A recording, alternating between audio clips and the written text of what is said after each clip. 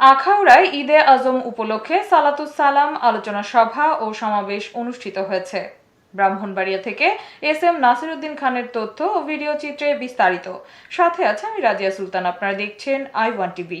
দয়াময় আল্লাহ তাআলার সর্বোচ্চ রহমত হিসেবে সমগ্র মানব মণ্ডলীর মুক্তি ও কল্যাণ সাধনে প্রিয় নবী হযরত মুহাম্মদ সাল্লাল্লাহু আলাইহি ওয়াসাল্লামের শুভাগমন উপলক্ষে ঈদে আজম উদযাপন করা হয়েছে।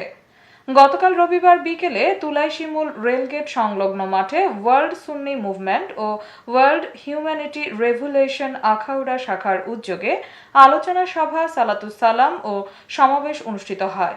অনুষ্ঠানে সভাপতিত্ব করেন বীর মুক্তিযোদ্ধা আবু খালেদ মৃধা এবং সঞ্চালনা করেন মোহাম্মদ বিধান ভুইয়া।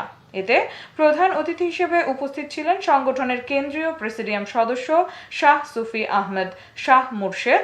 প্রধান বক্তা হিসেবে ছিলেন কেন্দ্রীয় সাংগঠনিক সম্পাদক শেখ হানিফ।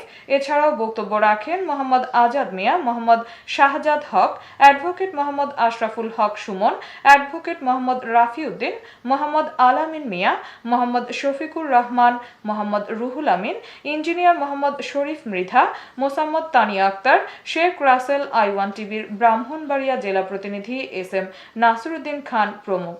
বক্তারা বলেন, মহান রাসূল প্রদত্ত ঈমানী জীবন এবং খেলাফতে ইনসানিয়াত প্রতিষ্ঠা ছাড়া মানবতার মুক্তির অন্য কোনো পথ নেই। তার আনিত জীবন দর্শনই সকল জ্ঞান, কল্যাণ ও মুক্তির উৎস।